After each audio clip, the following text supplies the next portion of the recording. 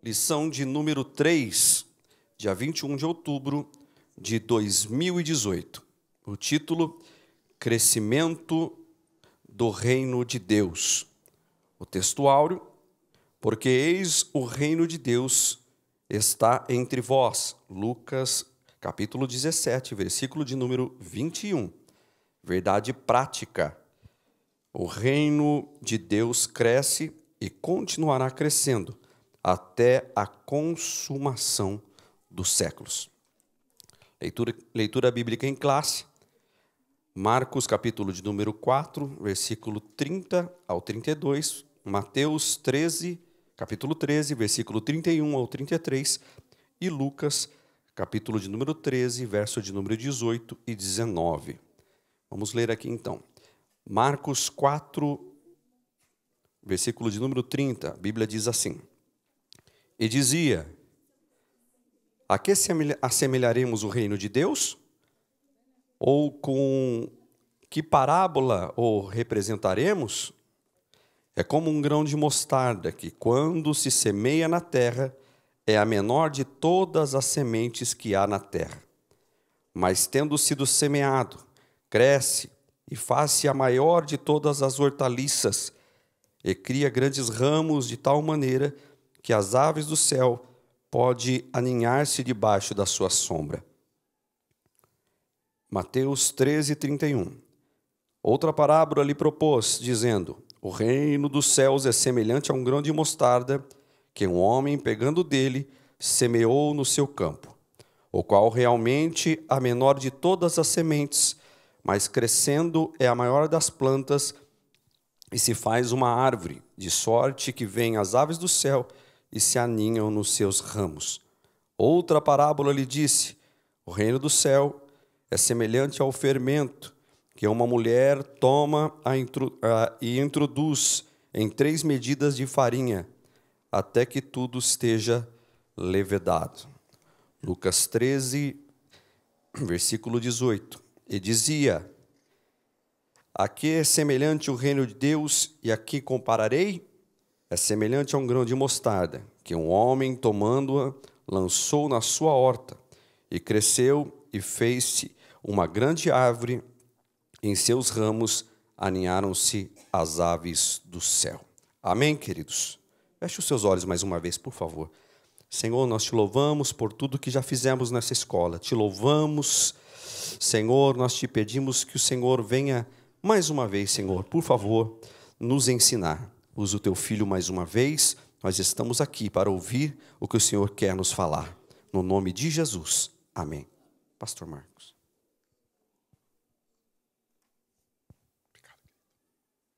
A paz do Senhor para os irmãos. Amém. Um bom domingo a todos. As boas-vindas também a todos os nossos amigos da IBD que nos acompanha através dessa plataforma. Que Deus possa abençoar grandemente, né? Queridos, nós estamos hoje já na nossa terceira lição desse trimestre, como já foi dito aqui pelo pastor Marco Tasca. E hoje nós temos um assunto muito importante. Jesus está passando as informações aos seus discípulos e às multidões. E hoje nós vamos falar de mais uma parábola. Domingo passado nós tratamos a respeito da parábola do semeador, né? E hoje, que envolvia o semeador e também a semente e o campo. E hoje também nós temos mais um elemento também, que é a semente. Porém, a semente hoje é um grão de mostarda, né? E também nós temos um outro elemento também, que é o fermento, que Jesus usou para ilustrar o seu reino, né? Muito bem, vamos para a nossa introdução, e assim nós vamos ganhando tempo, né? Introdução. Podemos dizer que, de alguma forma, todas as parábolas de Jesus pressupõem o reino de Deus. Na verdade, em praticamente cada parábola encontramos algum elemento dele. Algumas, contudo, tratam especificamente do desenvolvimento e do crescimento do reino de Deus sobre a terra. Os textos abordados nessa lição trazem as parábolas de Jesus. Contou para ensinar a respeito do crescimento do reino de Deus. Elas enfatizam a presença do reino, mostrando que ele está presente, ainda que não possamos distinguir exatamente onde ele está de forma concreta. Um dia tudo será consumado e todos os discípulos autênticos de Cristo farão parte do reino de Deus naquele grande dia. Amém? Muito bem, irmãos. Como disse aos irmãos, estamos aqui dando essa continuidade e hoje nós vamos descortinar a respeito deste reino. Podemos dizer assim, o reino no mundo físico, né? Um reino no mundo físico em expansão. Porém, no mundo espiritual, esse reino não cresce. Ele já existe. Deus não está em fase de expansão. Deus, ele é Deus e tudo já aconteceu. Porém, a Bíblia nos informa, nós temos relatos que Daniel ele vai receber as informações a respeito deste reino. A ele foi dado a revelação, a interpretação a respeito dos fins dos tempos e como tudo isso se daria, né? Se nós voltarmos no tempo um pouco, nós vamos ver ali em Daniel capítulo 2, versículo 20, temos aqui 2 versículos. Falou Daniel dizendo, seja bendito o nome de Deus, de eternidade a eternidade. Aqui nós já temos uma informação muito importante. De eternidade a eternidade. Porque dele são a sabedoria e a força. Ele muda os tempos, as estações. Ele remove os reis, estabelece os reis. Ele dá sabedoria aos sábios e conhecimento aos entendidos. Ele revela o profundo e o escondido. Conhece o que está em trevas e com ele mora a luz. Também nós temos em Daniel 4:34 palavras pronunciadas pelo rei Nabucodonosor. Mas ao fim daqueles dias eu, Nabucodonosor, levantei os meus olhos aos céus e tornou-me a ver o entendimento, e eu bendisse o Altíssimo, e louvei e glorifiquei ao que vive para sempre, cujo domínio é o domínio sempiterno, cujo reino é de geração em geração. E a todos os moradores da terra são reputados em nada. E segundo a sua vontade ele opera com o exército do céu. E os moradores da terra, não há quem possa estorvar a sua mão. Ele diga, que fazes? Então nós temos aqui relatos a respeito do reino de Deus, né? Em outra passagem bíblica, nós temos aquela visão de Daniel em que uma pedra é lançada sem mão e ela cai no pé da estátua e ela se desfaz. E essa pedra enche a terra. Tem todo o domínio, a expansão do reino de Deus. Então, o reino de Deus, ele compreende uma amplitude muito gigantesca. E podemos dizer aqui nesta manhã que a igreja é parte deste reino. Parte deste reino.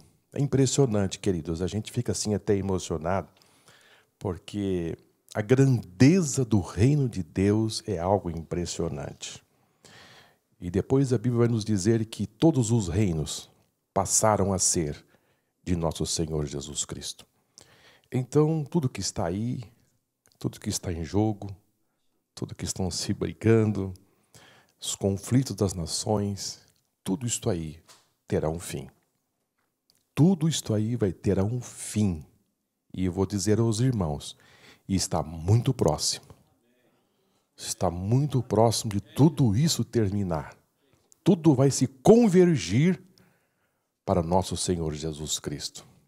Então, nesta manhã, eu penso que é de uma importância nós passarmos por esse caminho, porque a Daniel foi revelado 70 semanas, e 69 semanas já se cumpriram, e resta somente uma semana para o reino deste mundo.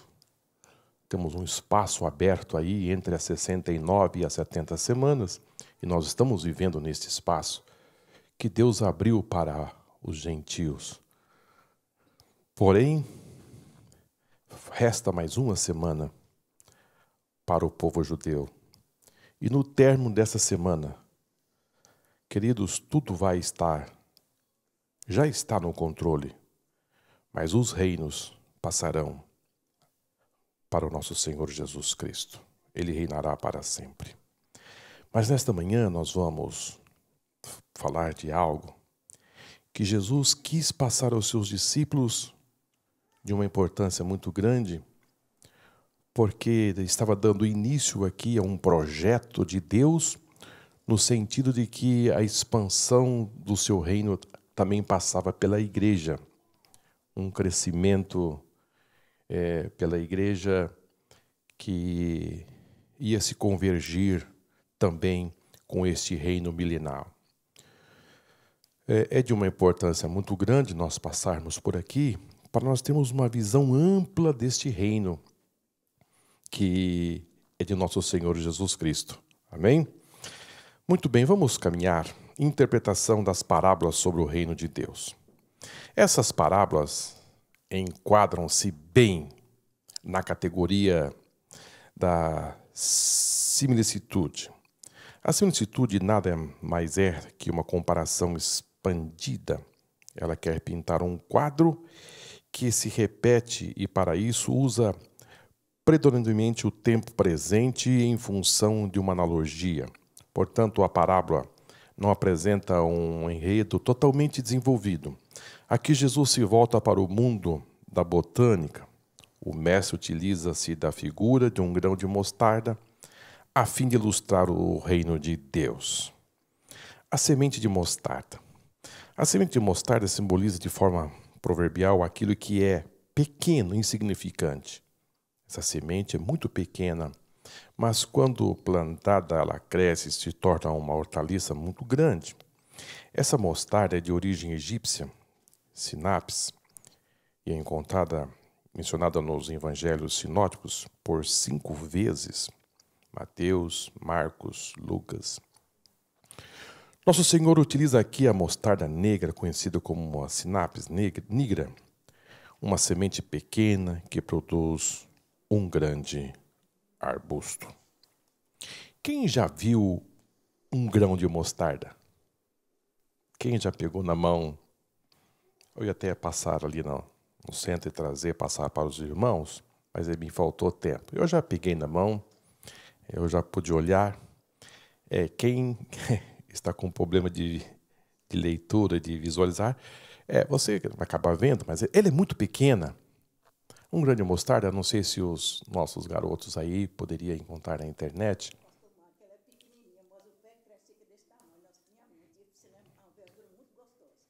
Né? Eu não sei se eles conseguem passar para nós aí, para os nossos irmãos. Ela tem um tamanho de aproximadamente 2 milímetros. Pensa bem numa semente muito pequena. Ela é muito pequena e se ela estiver no chão aqui, se tiver algum local aqui, por aí, pelos bancos ou pelo chão, você não vai perceber. Você vai passar por aqui e não vai ali. Muito bem, obrigado, queridos. Não note bem, olha aí o tamanho, olha no tamanho da sua unha, do seu dedo, e você vai verificar ali um comparativo, né, do tamanho deste grão. É muito pequeno. Assim, a olho nu, olhando pelos caminhos, você não vai perceber esse grãozinho tão minúsculo que é o grão de mostarda. foi exatamente este grão. Olha na palma da mão, impressionante. É muito pequeno, muito pequenininho. Ele é assim quase que perceptível. Exatamente. É menor que o alpiste. Para aquela época, existem grãos menores hoje? Existe, né? Muitas alterações, muitas mudanças que se fazem, de repente pode se encontrar. Mas Jesus, ele falou de uma semente conhecida pelos seus discípulos. Conhecida até então, ele usou essa pequena semente para ilustrar, mostrar aos seus discípulos a respeito do seu reino, né? A irmã Áurea falou desse tamanho aqui, 1 metro, um pouco, mas porém, na verdade, ela é maior, né? Ela chega... Tem ainda de algumas que chegam a quase 5 metros de altura. Ela ganha eu não sei se os nossos jovens podem também encontrar mostrar aos nossos irmãos. Ela faz assim, ela cresce, vira uma árvore, e ela tem os seus ramos, uma copa, ela vai crescendo, tomando uma dimensão. Não só ela cresce verticalmente, mas também ela pelos lados, e de forma que ela fica assim, ganhando essa dimensão de uma grandiosidade.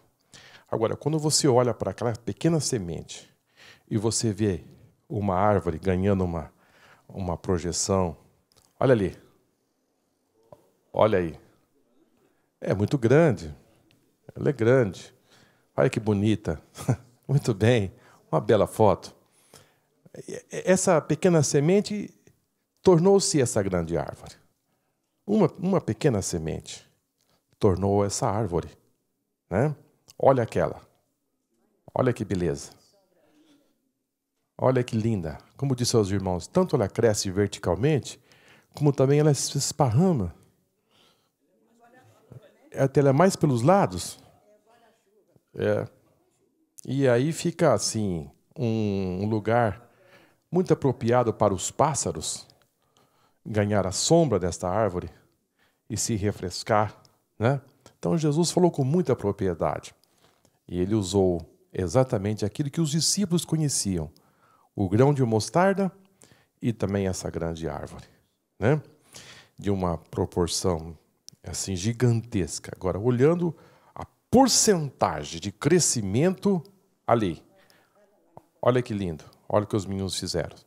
Aquele pequeno grão se tornou naquela grande árvore. Agora, como pode ser isto, né?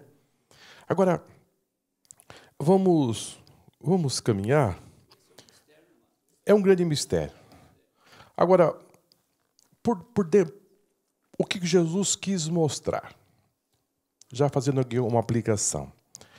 Como uma pequena semente pode se tornar numa grande árvore? O agricultor, ele não sabe. Ele não sabe como isso acontece. Ele não sabe. Nós também não sabemos. Agora, Jesus quis dizer que há um crescimento, que você não vai enxergar e também não sabe como isto vai acontecer, mas se sabe que vai chegar numa grandiosidade, numa expansão muito grande. Assim é o crescimento de uma semente que se torna uma grande árvore. Não consegue entender, mas vai nascer e vai crescer. Agora, que potencial tem aquela semente para transformar numa grande árvore? É Ele. Só semeamos. E deixa que o crescimento vai acontecer naturalmente, Deus vai vir dele, né? Agora, era assim, queridos, de se esperar, parecendo assim um líder autêntico, um líder como Jesus, de repente tentar passar para os discípulos a respeito do seu reino, algo assim. Pense só, Jesus ele começa a passar informações aos seus discípulos. Porém, ele estava ali na Galileia. É impressionante que também um fator, às vezes, que nos deixa assim pensando, porque Jesus começa a desenvolver o seu reino aqui na Terra. Ele começa pela Galileia, mais atrasado. Porque na Galileia, queridos, não se falava o hebraico perfeitamente. Falava assim um hebraico, sabe aquele, como quem diz assim, ali não se fala bem o hebraico.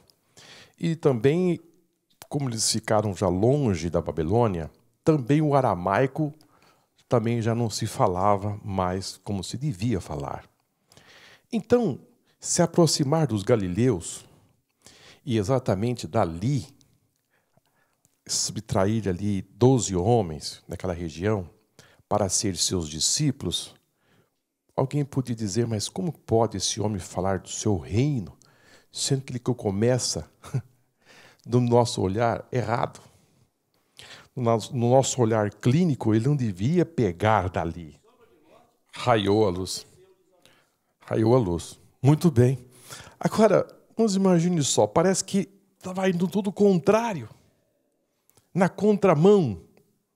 Porque quando você vai escolher alguém para começar um grande projeto, você vai procurar os homens mais abalizados da época, os mais preparados, os mais refinados. Tinha pessoas com preparo. Em Jerusalém, claro que tinha. Em Jerusalém, como tinha pessoas que estavam se desenvolvendo, estudando, tinha a escola dos rabinos, tinha a escola de Gamaliel, que estavam formando rabinos, mestres, pessoas que estavam já desde cedo preparando-se para o futuro. Entre eles, Paulo, né? É um homem que desde sua infância, ali na Cilícia, ele vinha se preparando. Os seus pais investiram muito na vida de Paulo para que ele fosse uma pessoa realmente que ele desejava. Ele desejava ser um mestre, uma pessoa importante em Jerusalém. E para isso, na sua idade, ele se desloca para Jerusalém. E havia uma escola. Porém, queridos, por outro lado, houve, assim, grandes impérios. Sim, grandes impérios.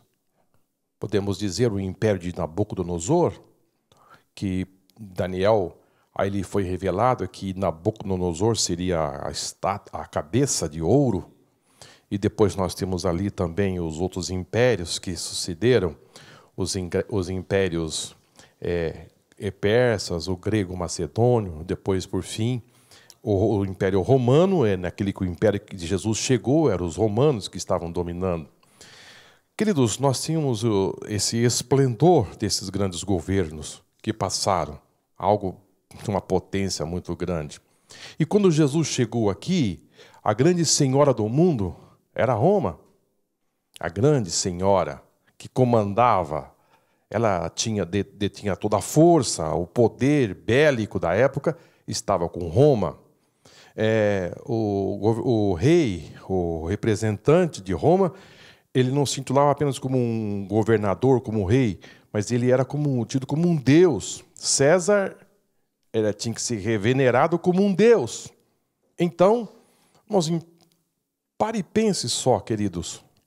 Um império dominador que dominava ali a Palestina e grande parte da humanidade. E agora se apresenta um galileu se acompanhando de 12 homens rudes, simples. E tinha ali cobradores de impostos, que eram melhor, Mateus, mas na grande maioria ali são homens simples, pescadores, que viviam da pesca na Galileia. E agora esse galileu, que ora assim demonstrou um certo pânico quando ele chegou por Herodes, ele se balançou. Porém, Roma não se mostrou preocupada com Jesus? As multidões se agregaram, viram seus ensinos. Agora, Jesus, com esses 12 homens, agora vai dizer que o seu reino, com aqueles discípulos, era como um grão de mostarda. Eu estive pensando, irmãos, a simplicidade, a modéstia de Jesus. E não é deste mundo. Não é deste mundo. Por quê?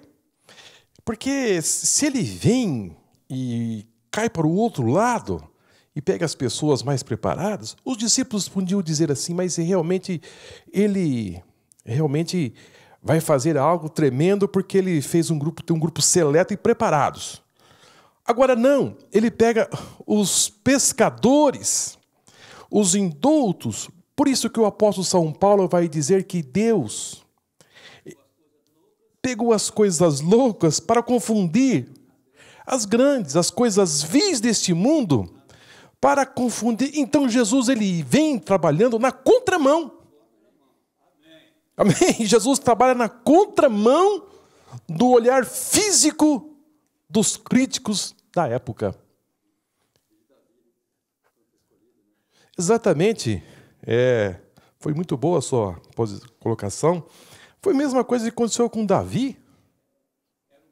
Era o menor. Davi era tão menor, irmãos, porque uma coisa é você ser menor. E uma outra coisa, é mais feinho, né?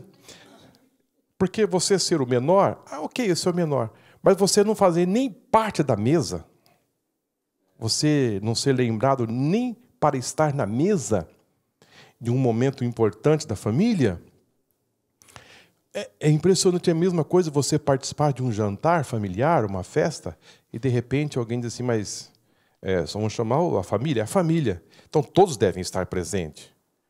Era um momento de uma grandiosidade, porque vai se escolher o próximo rei. Então todos os filhos devem estar presentes, a família deve estar ali para assistir à condecoração do próximo rei de Israel.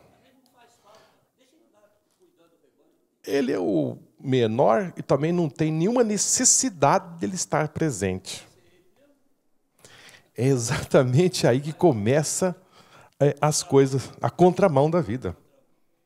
E nós temos aqui um assunto que nós vamos trabalhar sobre a aparência, né? Esse reino não tem assim uma visível aparência de um significado, algo que vai causar espanto. Porém, ele tem em si uma importância muito grande, porque Jesus disse, vós sois a luz do mundo, e vós sois o sal da terra. Então, Jesus quis dizer que esse reino tem uma participação de uma importância muito grande da igreja, porque a luz... E esse crescimento não é numérico, é crescimento na graça e no conhecimento de Jesus. Então, exatamente. Então, queridos, ele vai trazer essa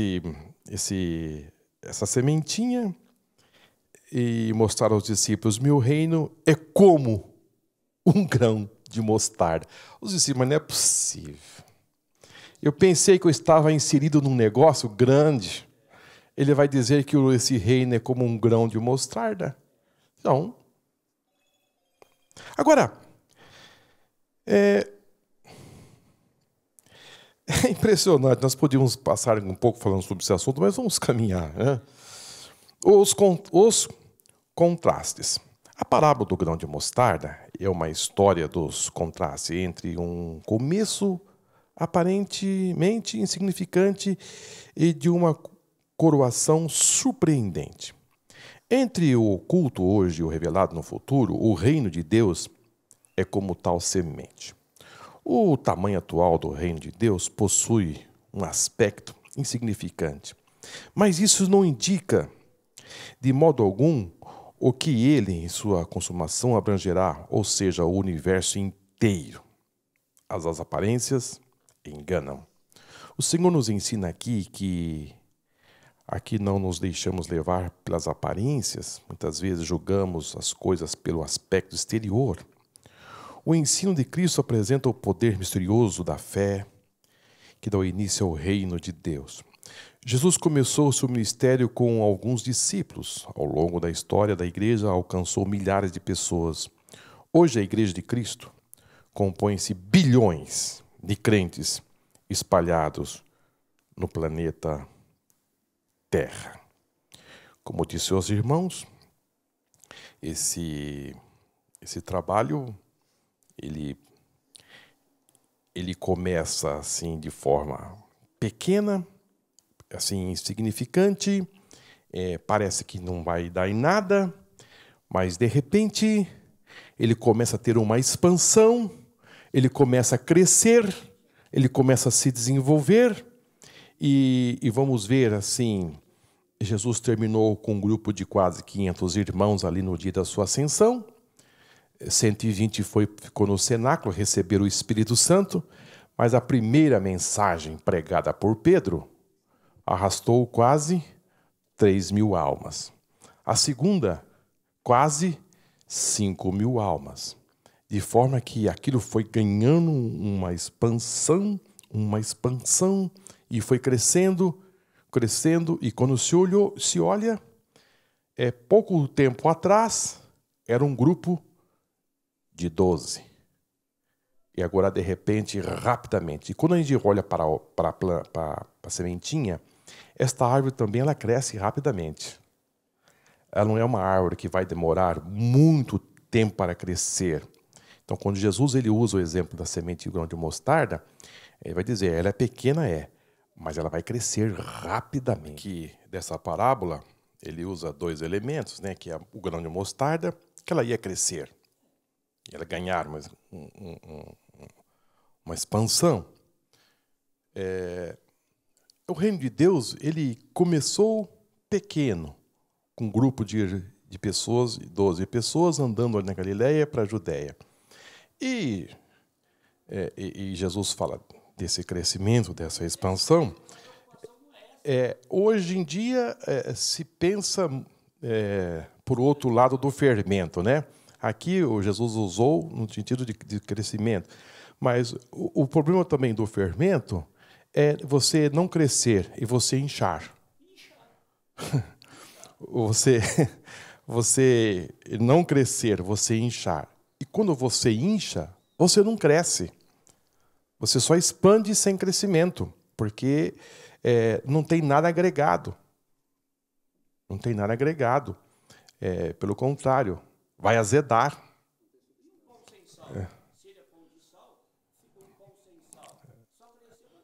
Não tem gosto.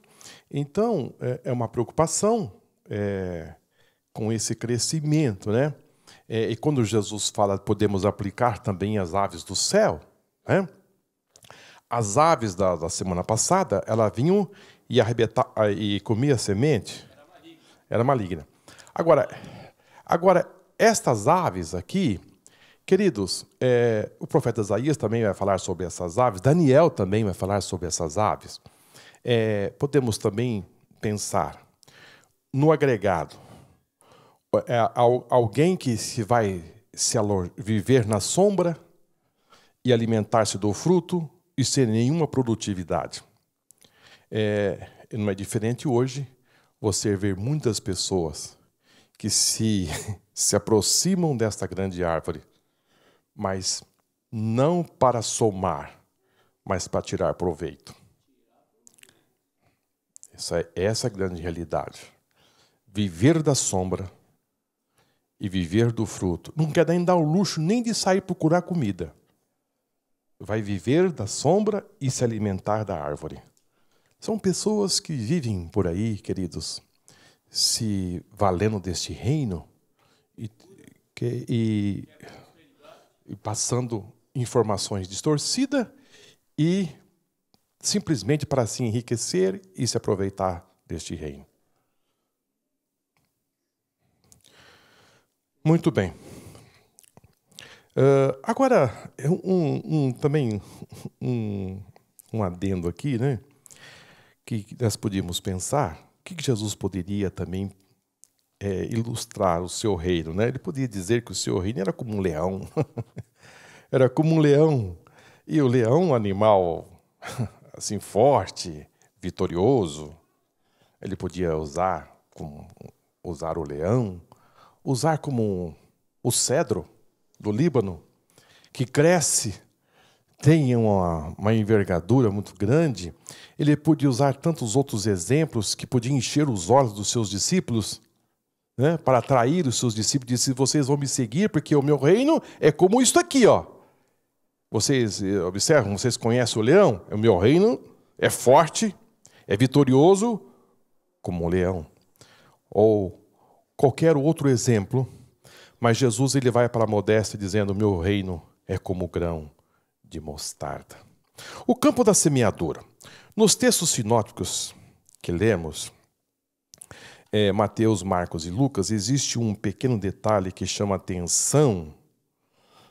Marcos descreve o homem semeando na terra, Marcos no campo, enquanto Lucas fala da horta. Esses detalhes, por se tratar de uma parábola, não devem se nos prender. Muitas pessoas têm se perdido aos detalhes na interpretação de parábolas. O campo, sem dúvida, é a terra, trata-se do mundo, e o mesmo exemplifica as parábolas similares.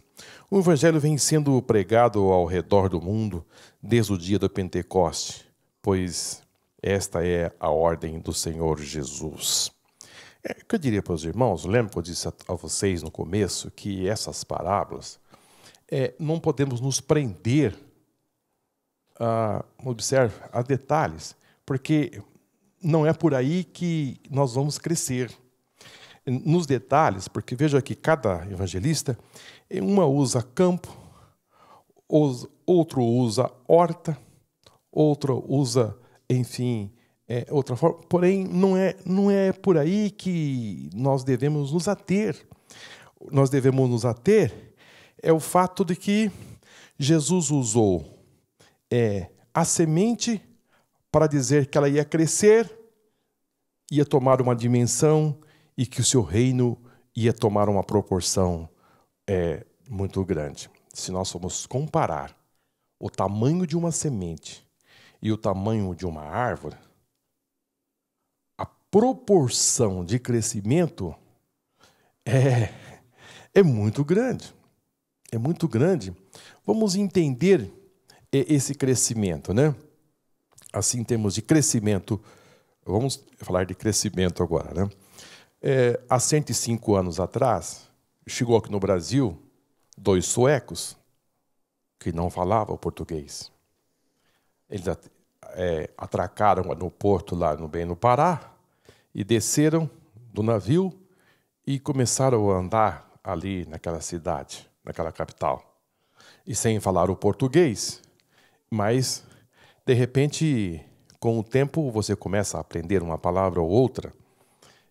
E, de repente, depois de 105 anos aproximadamente, nós temos aqui o maior movimento pentecostal das Assembleias de Deus no Brasil. 2 homens que receberam uma orientação do Espírito Santo.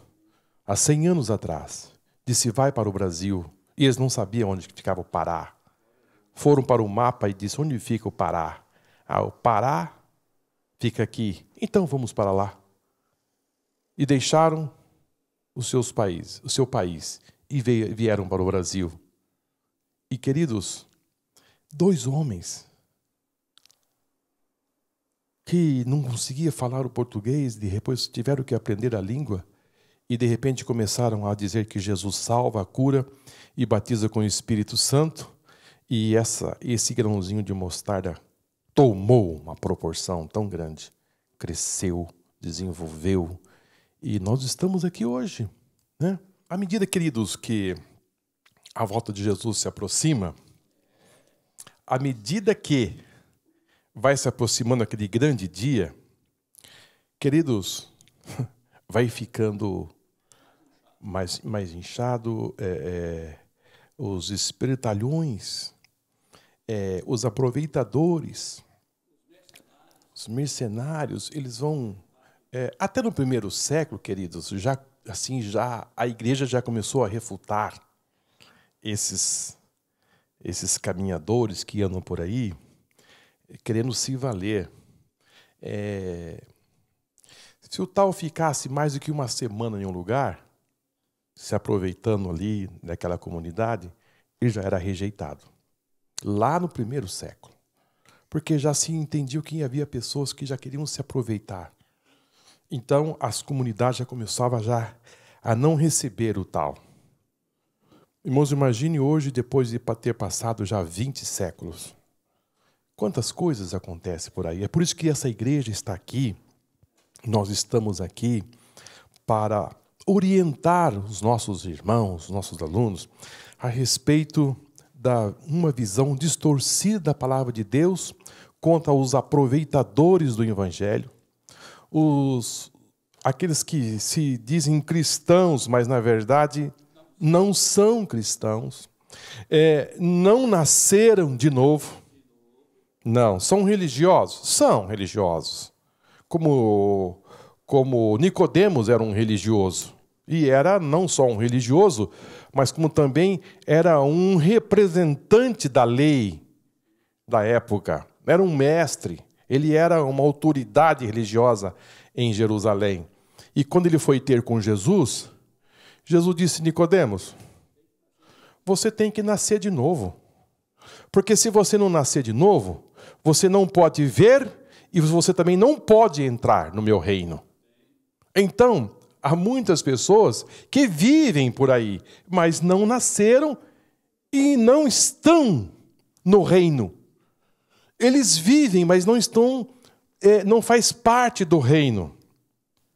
Porque para fazer parte do reino, você precisa primeiro nascer de novo para fazer parte deste reino. Essa é a realidade, queridos, não podemos enganar ninguém. Quem não nascer de novo não faz parte do reino. Não faz parte, não tem como fazer parte do reino se não nascer de novo. Ah, mas ele é religioso, ele fez curso de teologia. Você pode fazer o que quiser.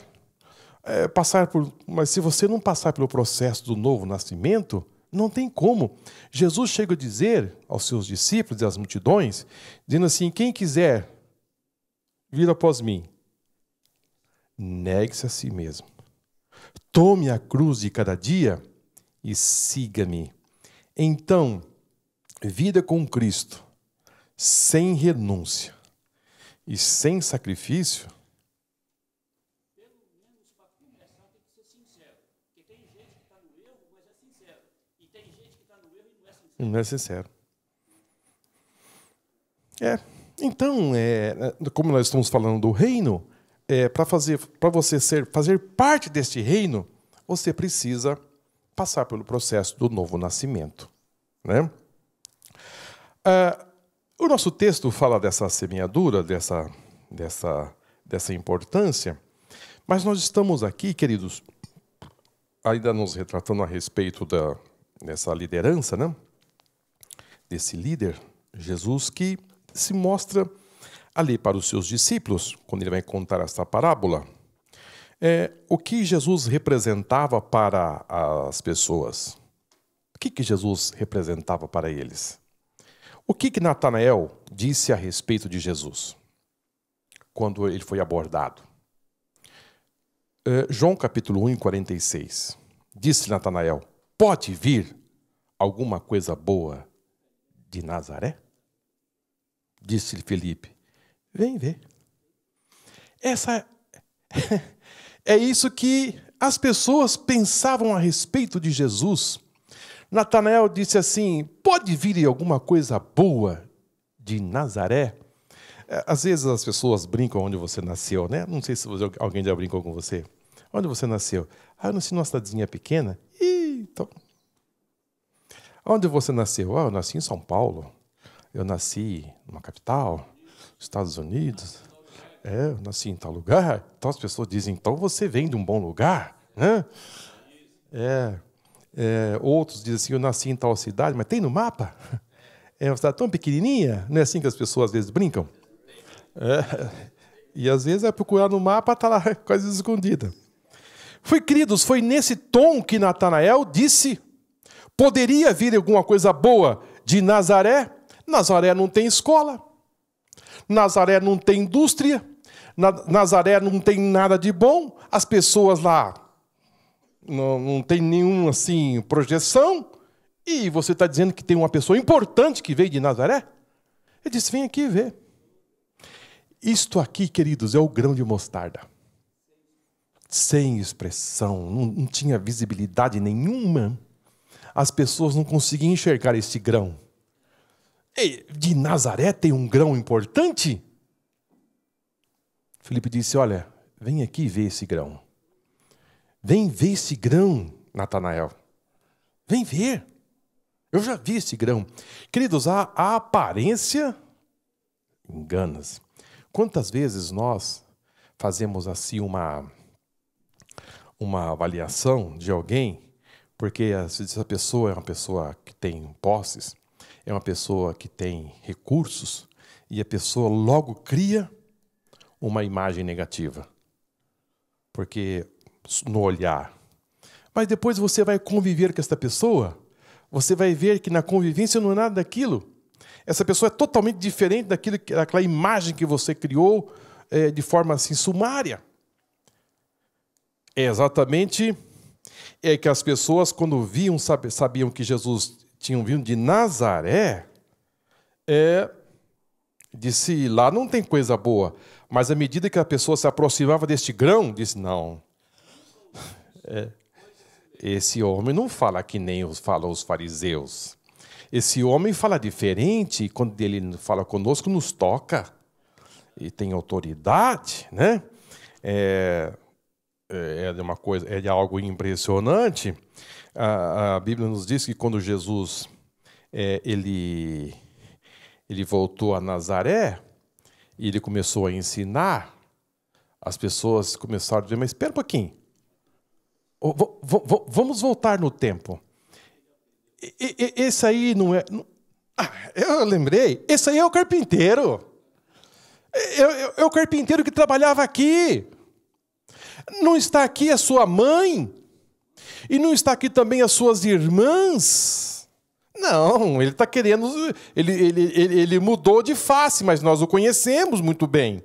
Quem é este homem que está dizendo estas palavras aí?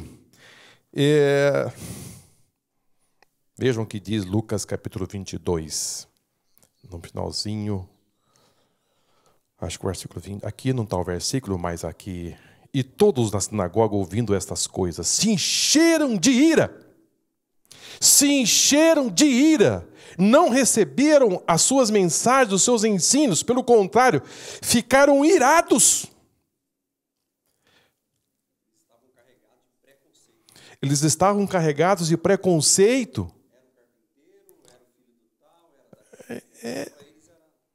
Ele está dizendo que é filho de Deus. Os irmãos deles aqui. Eu conheço a sua mãe, a Maria, o seu pai, José, as suas irmãs estão aqui, os seus irmãos se encheram de ira. E veja o versículo 29. E levantando-se, expulsaram da cidade. E o levaram até o cume do monte.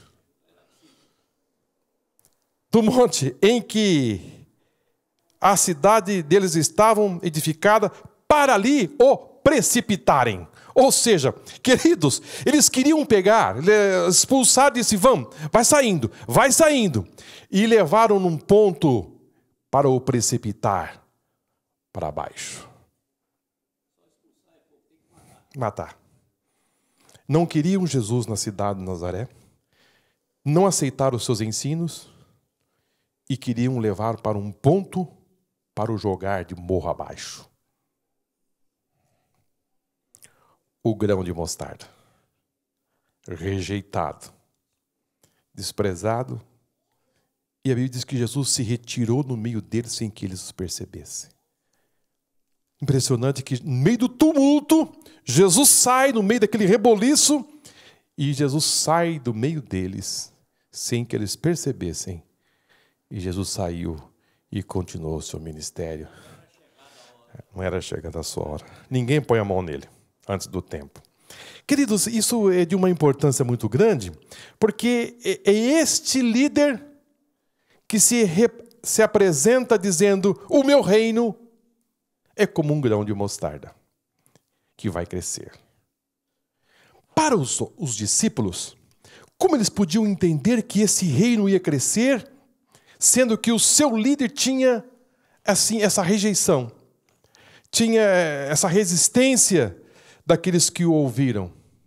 Como que os discípulos podiam entender que esse reino poderia crescer, sendo que no final do seu ministério, ele foi rejeitado pelas multidões, pelos religiosos, pela autoridade, e recebeu a pena não dos judeus, mas recebeu a pena aplicada por Roma. Jesus não tinha nenhum título de cidadão romano, e por não ter esse título de cidadão romano, ele recebeu a pena capital, que foi a pena de cruz, foi crucificado. Como pode eles entender que esse reino ia ganhar uma proporção gigantesca? Está se fragmentando e terminou para aqueles que passavam ali fora da cidade de Jerusalém. Alguém podia dizer: esse aí apareceu aqui e disse que ia resolver alguma coisa. Diz que ele tem um reino, mas olha o reino dele como é que terminou. Sozinho. É nesse sentido, queridos, que Jesus começa a passar para os seus discípulos que o reino dele, na verdade, fisicamente, era um grão de mostarda, mas que ia crescer, que ia se desenvolver. Contra tudo que tinha na época, Jesus veio passar para os seus discípulos e para as multidões. Um lugar debaixo da sombra. Um arbusto se mostra aqui retratando a cerca de 3 metros de altura, um pouco mais. Seus galhos possuem tamanho suficiente para permitir que pássaros construam seus ninhos e consigam abrigar-se debaixo da sua sombra. Essa imagem de uma grande árvore, onde os pássaros habitam seus galhos e animais descansam à sua sombra, é uma reminiscência do ensino veterotestamentário a respeito do destino dos grandes impérios, bem como sobre a ascensão do reino de Deus. Aqui também já passei para os irmãos que tudo isto, todos os reinos, tudo isto vai se convergir. Daniel, ele viu isto, Daniel 4:14, nós temos aqui mais esses versículos, que para tudo vai se convergir para o reino de nosso Senhor Jesus Cristo. Na verdade, hoje as pessoas estão vivendo a sombra. Na verdade, hoje as pessoas estão vivendo, na verdade, de uma abertura que Deus concedeu para a humanidade. Nós estamos a nos avizinhando aí, no próximo domingo, as eleições, né? Quantos conflitos, quantos embates, né? Quantas ideias, quantas coisas estão acontecendo neste mundo. Queridos, o homem está vivendo hoje a uma sombra. Há uma sombra. Mas o mundo vai ver a realidade. Como eles vão poder entender que Jesus nasceu de uma família pobre, numa cidade tão pequena, ele foi um carpinteiro, ele não tinha onde reclinar a cabeça, os seus apóstolos eram homens iletrados, foi entregue, foi morto, foi crucificado, foi torturado, mas esse reino de nosso Senhor Jesus Cristo, a qualquer momento ele vai aparecer de uma forma diferenciada e que vai encher todo o mundo. Não despreze os pequenos começos. A certeza que Cristo dá ao ensinar essa parábola certamente provocou uma forte conscientização e um enorme encorajamento para a igreja nascente. Na época dos evangelistas, Mateus, Marcos, Lucas, uma igreja que estava enfrentando diversas lutas neste mundo. A parábola escatológica lembra o que disse o soberano Senhor a respeito do cedro, no qual os passos encontrarão abrigo, à sombra dos seus ramos. Também nos desperta para a pergunta levantada pelo profeta Zacarias: quem despreza o dia das coisas pequenas? Nós não podemos, queridos, desprezar os pequenos começos. Nós não podemos desprezar as coisas humildes. Nós não podemos desprezar aquilo que tem uma aparência, às vezes, assim, muito pequena. E a gente diz assim, aí não vai dar em nada. Isso não vai, assim, ter um crescimento. A nossa forma de analisar, às vezes, assim, muito crítica, às vezes nós limitamos, às vezes até destruímos alguns projetos. Algumas pessoas vêm nos passar, às vezes, algumas coisas que desejam, porém, nós devemos entender perfeitamente que coisas pequenas, mas de repente ganham uma dimensão muito grande. Porque para as coisas de Deus não existe nada pequeno, não existe nada grande. E tudo está na dimensão de Deus. Ele é que realmente dá o tom de tudo, né? Nós já citamos o versículo de 1 Coríntios 1:27, mas eu quero ler aqui para os irmãos. Paulo escreve essa epístola, dizendo que Deus escolheu as coisas loucas deste mundo para confundir as sábias. Deus escolheu as coisas fracas deste mundo para confundir as fortes. Deus escolheu as coisas vis deste mundo e desprezíveis, as que não são, para aniquilar as que são. Então, às vezes as pessoas estão dizendo assim, mas irmão, olha, eu estou pensando em fazer um curso, eu quero fazer um curso de curso de direito, e eu estou sonhando. E alguém diz, ih, rapaz, não faz não. Está cheio de advogado aí vendendo banana. Está cheio de advogado vendendo pipoca. Aí a pessoa fala, meu Deus do céu, o que eu vou fazer? E não é, mas a pessoa, em vez de trazer, vai, meu filho, vai nessa tua força. Eu quero realizar uma coisa, eu estou com um sonho de fazer algo aqui. Mas já tentaram fazer isso aí e não dá certo. Então, há pessoas que só desmontam ideias, raciocínios, projetos. Pessoas que não fazem absolutamente nada nesta vida. Nada. Tudo que se vai se fazer, ele não quer fazer porque pode não dar certo. O sábio diz assim, você vai plantar hoje, você vai... Não, vai chover. São pessoas que estão mais pensativas do que realizar alguma coisa. A Bíblia nos diz que Zorobabel, ele começou a construir o templo usando o quê? O prumo. Ele tinha um prumo na mão. Com o prumo na mão, ele levou a obra adiante. Mas imagina, alguém pode dizer, mas Zorobabel só com o prumo? Diz, com o prumo. Nós vamos levantar esta casa. Queridos, nós não podemos desprezar as pequenas coisas.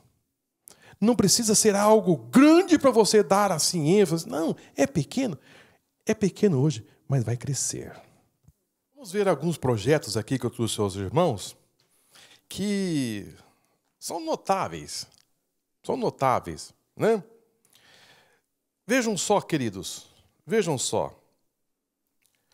Qual o tamanho do exército de Gideão para vencer um grande exército? Qual era o tamanho? 300 homens. 300. 1%. É impressionante, queridos. O tamanho do exército, e quem sabe ele ia passando pelas ruas, dizia, onde você vai, Gideão? Eu vou lutar com o exército dos midianitas. Mas com esse grupo? Você está louco. Você despediu da sua família? Acho que é melhor internar esse grupo, porque vocês não têm nenhuma condição para tal. Tinha. Mas imagine só, é que os críticos, com certeza, não conseguem enxergar o plano de Deus. À medida que, irmãos, imagine só, você com 300 homens enfrentar um exército. Não tem, querido, podemos dizer hoje pode ser feito, 300 homens enfrentar uma nação. Pode? Pode, porque se esses 300 homens estão aparelhados, tem... não tem, as pessoas não têm armamento, só tem quantidade humana. Se pode fazer, mas numa época que era um contra um. 1 a 1. Então, numericamente, você não consegue vencer um grande exército com 300 homens. Mas, queridos, não podemos desprezar 300 homens nas mãos de Deus. Porque esse exército vai ser um exército vitorioso. Agora, vamos pensar, queridos, como é que um homem, isso está registrado de Gideão, para aqueles que gostam de anotar, Juízes capítulo 7, Juízes 7, versículo 6. Agora, o que pensar de um homem que se valeu de uma queixada, de jumento? Sansão, Juízes capítulo 15, versículo 14. Quando ele se viu encurralado, quando ele se viu que ele não tinha uma saída, ele disse, agora não tenho para onde me valer. Mas de repente ele olha e vê uma queixada lá no chão. O que pensar um homem vencer milhares de pessoas se valendo de uma queixada fresca na mão? Pessoas aqui, que às vezes nos acompanham pela internet, dizendo assim, mas a coisa não tem nenhuma possibilidade, porque o nosso comentarista aqui disse que nós não podemos desprezar os pequenos começos. Muito bem. Agora, dizendo assim, nós estamos aqui nessa escola bíblica, e às vezes as pessoas, assim, queremos assim, associar com as pessoas que estão conosco. Queridos, nós somos humanos. Nós somos humanos. Nós temos ainda somos humanos, somos carne e osso, raciocinamos, temos a nossa lógica. Trabalhamos ainda no campo da lógica. Embora temos revelações de Deus, temos assim orientação, mas, querido, o nosso lado humano também aflora. E você caminhar numa direção desta, no sentido assim, Deus vai me dar a vitória. Ele não tinha lido ainda antes que isso seria possível. Ele tinha que se valer de que jeito? Na confiança em Deus. A confiança em Deus. Então, nesta manhã, o que nós queremos passar para vocês, que nós não podemos desprezar as pequenas coisas, porque nas pequenas coisas você poderá ter uma grande vitória. Vamos ver aqui mais um exemplo, se for possível. Como é que pode um exército sair no campo de batalha tocando instrumentos? Como pode? Numa época que se vencia as coisas, era no corpo a corpo, se atracando e derrubando o seu oponente. E alguém diz assim, olha, Josafá, vamos fazer o seguinte, está registrado no primeiro livro de Crônicas, capítulo 20, versículo 2. Como pode um exército sair para o campo de batalha colocando os tocadores na frente do campo de batalha? Olha, como pode um garoto se valer de 5 pedrinhas e sair para um campo aberto e enfrentar um gigante de 3 metros de altura, se valendo de pedras na mão? Não, ele pegou 5, uma só. Ele pegou 5 pedrinhas no riacho, usou uma para dizer assim, eu vou enfrentar um guerreiro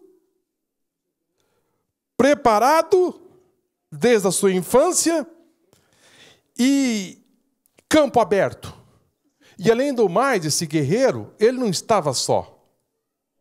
Ele estava com seus escudeiros. Ou seja, havia proteção na frente e atrás. Ele estava ali no meio, protegido pelos seus escudeiros, como que dizendo, existe não só a blindagem da sua couraça, mas como também tinha a proteção dos seus escudeiros, e sai um garoto de campo aberto, ou seja, ao alcance da sua lança, e ele se expõe, e dizendo, eu não vou a você com espada, e também nem com lança. Vai em nome do Senhor dos Exércitos. E toda a terra saberá que há Deus em Israel. Mas o nosso comentarista aqui, ele é muito preciso quando ele vai dizer assim, vocês não podem desprezar os pequenos começos. Queridos, os irmãos de Davi o desprezaram. Você deveria estar cuidando das ovelhas do nosso pai. Você veio entregar o pão e o queijo, você deveria ir embora. O que você veio fazer aqui embaixo na área em que os soldados estavam ali se enfileirando para a guerra? O que você está fazendo aqui, nessas fileiras? Aqui não é o teu lugar, Davi. Vai cuidar das ovelhas do nosso pai. Você não faz parte do grupo de pelotão de batalha.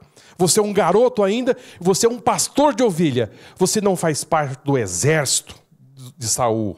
Vai embora. Espera aí. Você não faz... Como que dizendo, Dalinho, querido, nesta manhã, eu estou sendo instigado pelo Espírito Santo a nos levantar e dizer assim, as pequenas coisas têm valor. Em Deus... Em Deus, vamos colocar essas pequenas coisas nas mãos de Deus, que Deus vai fazer isto, derrubar Golias, derrubar exércitos, muralhas e tantas outras coisas mais. É isso que Jesus quis dizer aos seus discípulos, o meu reino aqui tem uma aparência pequena? Tem, mas vai crescer. Vai tomar uma proporção muito grande. Eu não sei se eu tenho tempo aqui para dizer mais algumas coisas. Tenho sim. Eu já disse aos irmãos a respeito de Zorobabel, que com um prumo foi o suficiente para começar uma grande obra. Está em Zacarias 4:10. Elias, na casa da viúva. Que coisa pequena, né, irmão? Que coisa pequena. Na casa da viúva, Elias chegou ali, o que tinha ali? Um pouquinho de azeite. Ela foi ali e disse, olha, eu vou pegar isso aqui para nós comermos e morrermos, eu e meu filho. Não tem mais nada, secou tudo, acabou tudo. Elias chegou e disse, faz para mim. Faz para mim. Ela disse, mas tá bom. Enquanto Elias viveu ali, na casa da viúva, não faltou. Eu estou com fome. Filho, ele quer primeiro. Mamãe, mas só tem esse aqui para nós comer o nosso bolinho? Filho, vamos obedecer. É pouco, Só tem esse, mãe. Vamos fazer primeiro para ele. Queridos, é um pouquinho, mas nas mãos de Deus, na obediência, enquanto não choveu sobre a terra. É impressionante que o milagre vai acontecer enquanto estiver operando algo de Deus. Enquanto não choveu sobre a terra, a farinha da panela não se acabou. E nem o azeite. Porque havia algo ali. Queridos, é pequeno, mas pode ter uma dimensão muito grande. Nos percebe? Fala que é para Deus, né? Mas na verdade é para Ele. Depois nós também temos aqui também algo pequeno, mas que tomou uma dimensão muito grande. Está no livro de 2 Reis 4, 20 pães alimentaram 100 homens. E depois nós temos também aquilo que nós poderíamos aqui dizer, um grande milagre que aconteceu ali com Jesus, quando trouxeram para ele 5 pães e 2 peixinhos. Mas, Senhor, o menino só tem para ele. É impressionante que os discípulos, por mais que conhecessem Jesus, que ele podia fazer algo maravilhoso, eles dizem, mas Jesus, o menino trouxe 5 pãezinhos para proteger o seu estômago da viagem. Não tem mais nada. Jesus disse assim, tanta gente, você não tem condições. Eu disse, fala para ele trazer os pãezinhos aqui e os peixinhos aqui. Exatamente, porque nesse dia aqui desprezaram as coisas do menino. Isso não tem sentido. Jesus está, acho que coitado, ele não está percebendo.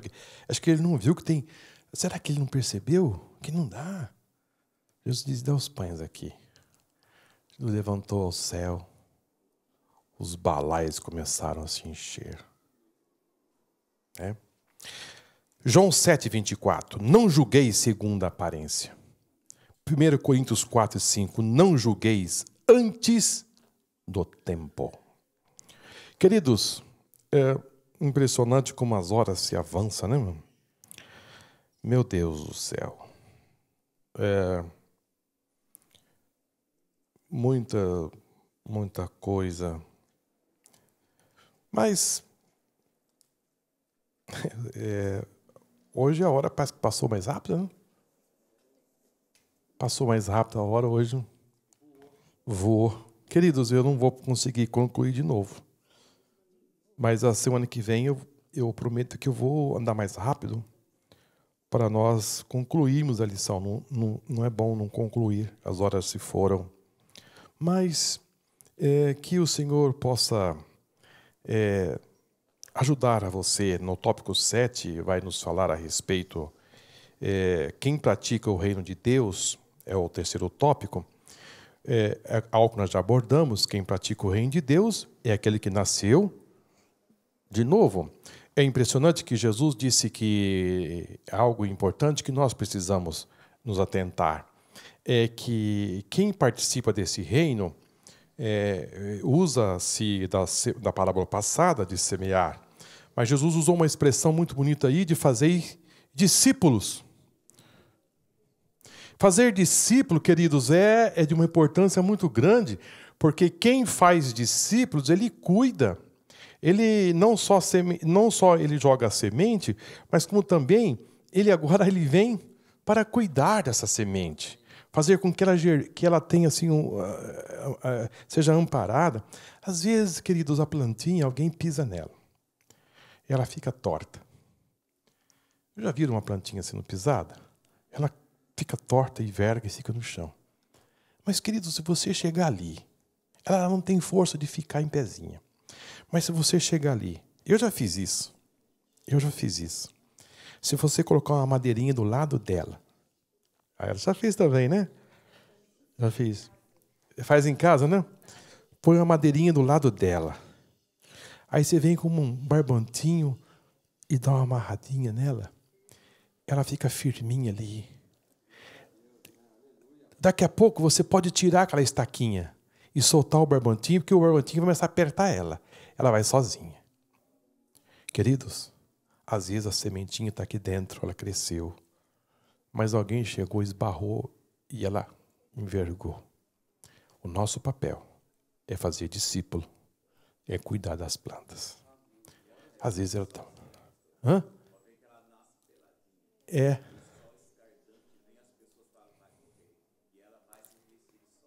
Sozinha. Bonita. Às vezes ela fica vulnerável às coisas desta vida, né? Eu já contei um testemunho aqui, o tempo não dá mais, de alguém que matou uma plantinha dentro da igreja. Disse que aceitou Jesus já faz um mês, mas você não mudou nada ainda. A pessoa não ouve mais na igreja. Então, são pessoas que às vezes são pisadas, não tem estrutura ainda, e alguém vem e dá mais um esbarrão, e às vezes a planta deita, e a terra sufoca e morre. Mas nós devemos fazer discípulo. E de fazer discípulo é cuidar da semente plantada, não é abandonar ao Deus dará, que vai se virar sozinho. Não, fazer discípulo. Quem tomou a decisão? Quem tomou a decisão está agregado aqui, ó.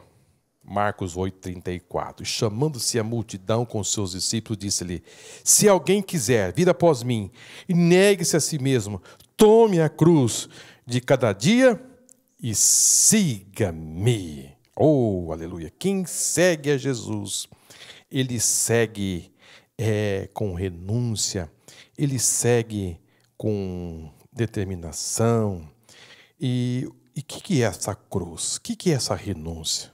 O que é isso aí, irmão? Como podemos entender esse versículo, né? Tomar a cruz de cada dia. Que cruz é essa? Queridos, a cruz de Cristo não é uma doença. Vamos entender nesta manhã, né? A cruz de Cristo não é uma doença. Às vezes as pessoas dizem assim, a minha cruz é uma doença. Não é. Essa cruz não é uma doença. Não é um inimigo lá da empresa que lhe persegue, que quer pôr para a rua, quer lhe demitir. Também não é uma cruz de Cristo. Uma dor que você sente, uma fraqueza que você... Ou o meu filho é minha cruz. Não. O meu filho é minha cruz. Não, seu filho não é a sua cruz. Meu casamento, eu sou infeliz, também não é a sua cruz. Não.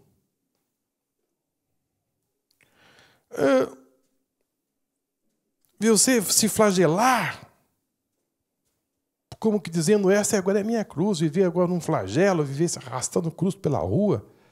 E tem gente que pode ter uma almofadinha aqui agora, né? Para não sangrar tudo aqui? Não. Eu não vou casar. Eu não vou casar porque eu vou fazer disso uma cruz. Não, também não é. Só concluir para depois, senão eu não me perco. Essa cruz aí,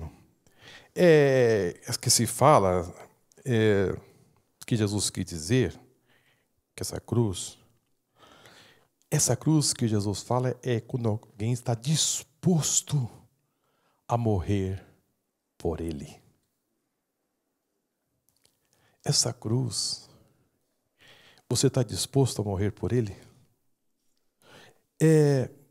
Para os prazeres dos deleites desta vida? É considerar-se morto para o pecado? É andar com atestado de óbito? Aonde? No bolso. Isso é renúncia. Agora, essas coisas que eu passei para os irmãos aqui são problemas desta vida, irmão. São passageiros. Hoje você pode estar, amanhã não. São coisas inerentes desta vida. Mas o que Jesus estava querendo dizer aqui é se você estava disposto a morrer por ele. É se você estava disposto a renunciar o mundo por ele. É se realmente você morreu para este mundo e nasceu para ele. Esta é a renúncia. É de um âmbito maior. É bem verdade que estas coisas que eu mencionei aqui também merecem uma renúncia. Você não pode se aprender a elas. Mas, queridos, existe algo mais profundo que Jesus quis nos passar. É se você estava ao ponto de se dar por ele. É isto, queridos. É isto. Quantas pessoas que no primeiro embate da vida larga Jesus. Larga Jesus por causa disso, por causa de um emprego, por causa de um esbarrão. Larga Jesus por causa de tantas coisas desta vida. Eu disse para os irmãos aqui uns dias atrás que uma família deixou Jesus porque assaltaram a sua casa. E ela estava na igreja. Essa pessoa renunciou a Cristo. Está com a cruz de Cristo. Está com o atestado de óbito no bolso, pronto a morrer. Amém. O reino físico, irmãos, está em plena expansão. O reino físico, isso que a gente consegue assim tentar identificar aquilo, o outro está em plena expansão. Porém, no mundo espiritual, isso já está realizado. Amém? Muito obrigado por vocês terem estado aqui conosco. Sabe? Um salvo. João disse que a noiva já, ele usa o passado. Ele viu a noiva que já aprontou. Eu gosto muito desse versículo porque ele volta no tempo e diz que a noiva ele já aprontou, então ela está pronta, né? Se aprontou. Se preparou. Muito bem. Muito bem. Muito obrigado a todos vocês que estiveram aqui. Vamos aplaudir o Senhor, irmãos, por esta manhã. Muito bom.